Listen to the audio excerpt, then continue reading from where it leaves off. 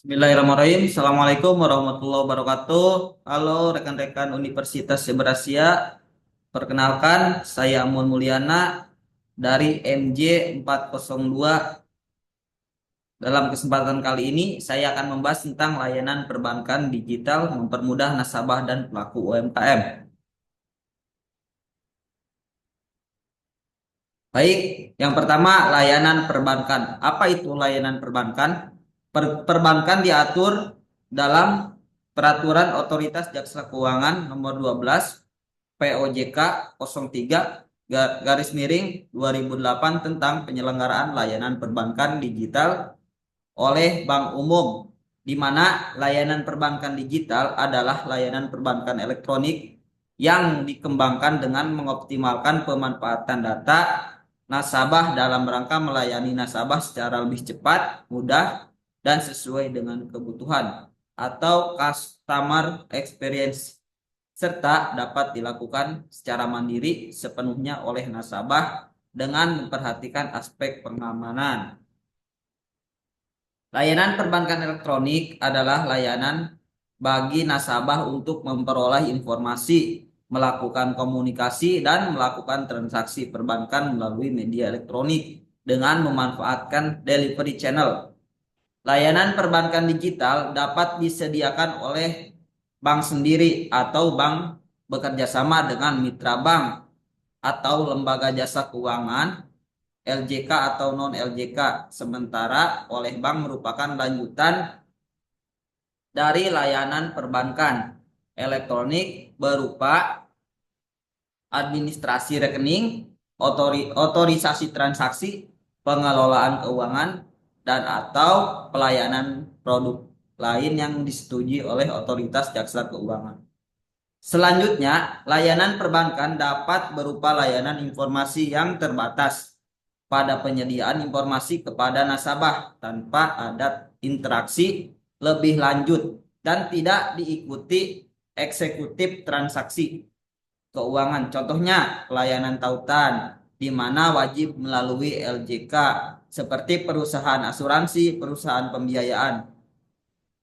Kemudian ada layanan transaksional di mana layanan diawali dengan penyediaan informasi kepada nasabah yang disertai dengan fasilitas untuk berinteraksi dengan bank dalam rangka pengambilan keputusan. Contohnya seperti penawaran asuransi produk, penawaran KPR, bisa melalui LJK atau non LJK seperti database properti atau situs marketplace.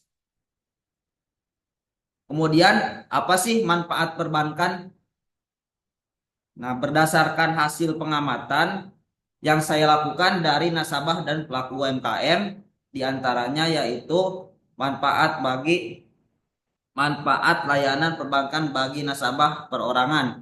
Yang pertama, akses layanan tanpa batas. Jelas, karena ini melalui alat telekomunikasi ataupun handphone, pada umumnya Android, yang penting kita mempunyai kuota, mempunyai aplikasi yang dimana kita bisa mengakses selama 24 jam. Kemudian tarif yang semakin efisien. Tarifnya semakin efisien karena kita tinggal mengakses tanpa harus eh, berangkat dulu ke bank ataupun mengakses lewat aplikasi lain.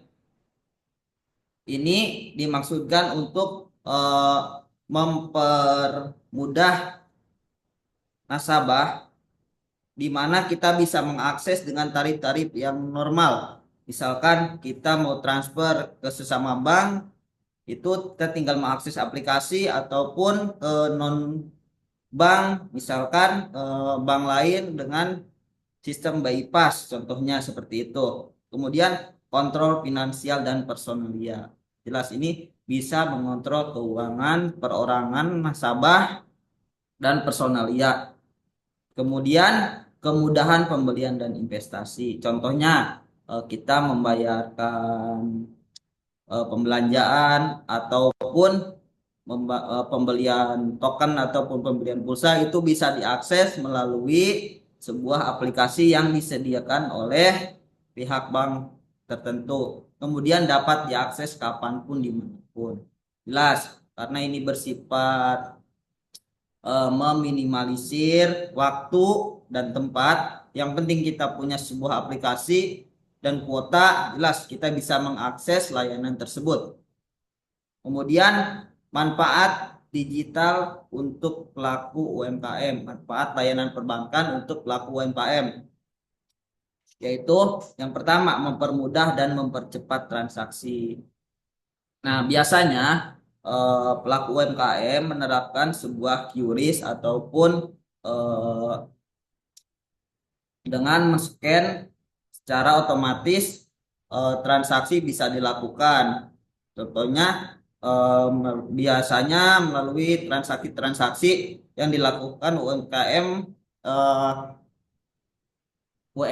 pedagang makanan misalnya. Karena dalam bentuk manual biasanya ada pengembalian, maka dipermudahlah dengan QRIS. Kemudian perluasan pasar melalui UMKM online dan marketplace. Nah, ini bisa dilakukan dengan menggunakan media transfer. Misalkan kita menggunakan Shopee untuk berjualan online, kemudian cara pembayarannya melalui transfer. Kemudian pengelolaan arus kas yang lebih baik, jelas. Ini uang keluar masuk lebih tertata, manajemen keuangannya lebih terpantau. Kemudian peningkatan peningkatan pelayanan pelanggan.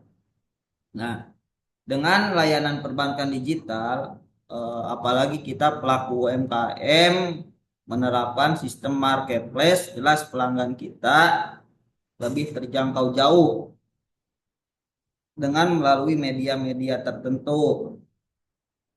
Yang kemudian transaksi e-komersi. Nah, ini jelas elektronik komersial. Nah, ini transaksi-transaksi yang dilakukan secara jarak jauh.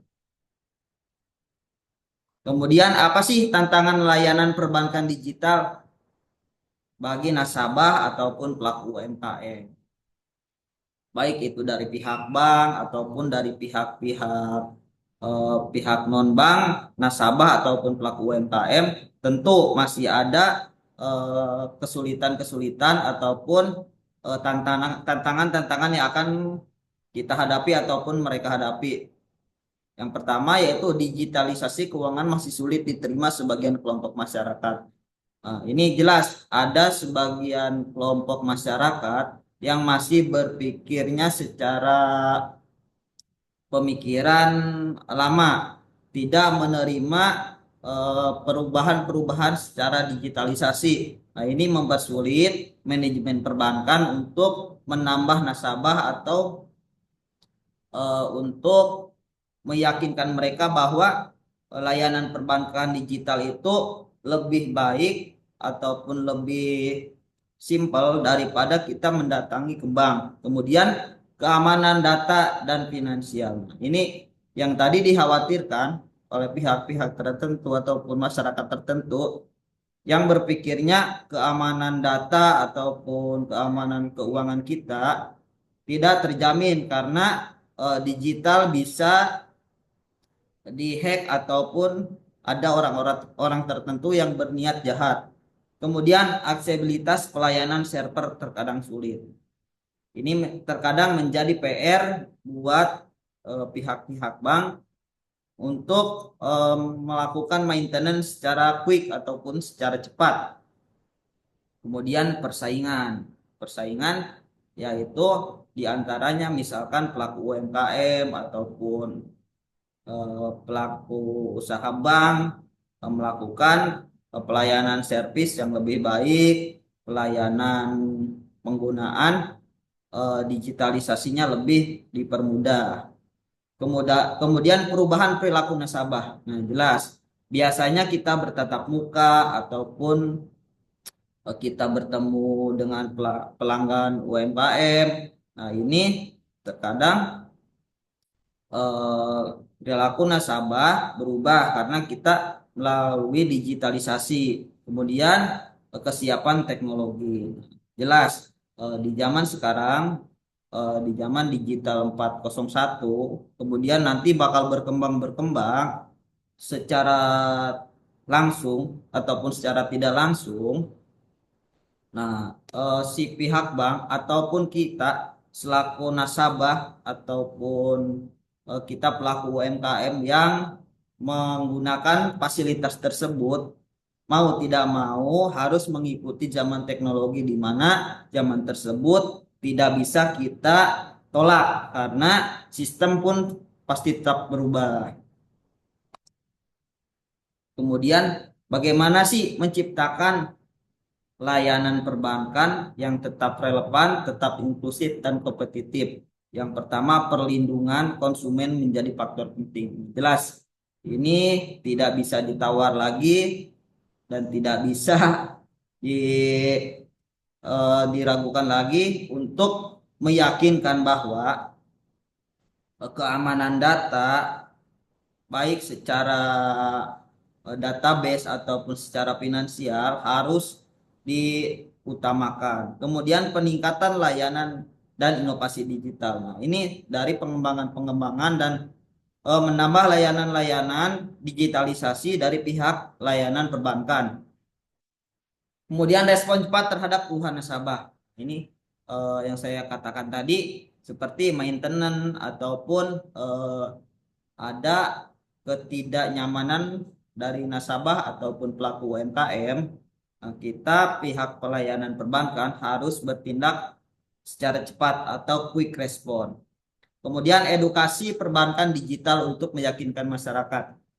Nah, ini pihak perbankan ataupun pihak bank, baik lembaga-lembaga tertentu harus edukasi masyarakat ataupun memberi pencerahan-pencerahan masyarakat bahwa layanan perbankan secara digital itu mempermudah transaksi dan keamanan data lebih terjamin, lebih responsif gitu. Kemudian program-program untuk menarik minat nasabah. Nah, di mana ketika edukasi kita menerapkan sistem program-program di mana menjadi daya tarik masyarakat itu sendiri. Kemudian perbaikan kualitas SDM internal sebagai upaya peningkatan layanan. Nah, pihak perbankan sendiri harus meningkatkan sumber daya manusianya seperti bidang IT ataupun bidang-bidang, misalkan bidang-bidang SDM-nya, untuk menarik daya minat ataupun perbaikan sistem di dalamnya. Kemudian bekerja sama dengan pemerintah untuk mendukung program-program sebagai upaya untuk meyakinkan nasabah. Nah, ini jelas kita tidak bisa lepas dari peran pemerintah karena pemerintah itu relatif pemahaman eh, pemahamannya dekat dengan masyarakat. Kemudian ada program-program yang pasti langsung ke masyarakat. Di situ manajemen perbankan ataupun pihak-pihak bank tertentu harus berani bekerja sama sebagai mitra guna menjalankan program-programnya, yaitu layanan digital perbankan. Sekian paparan dari saya. Ini hasil observasi yang saya lakukan. Assalamualaikum warahmatullahi wabarakatuh.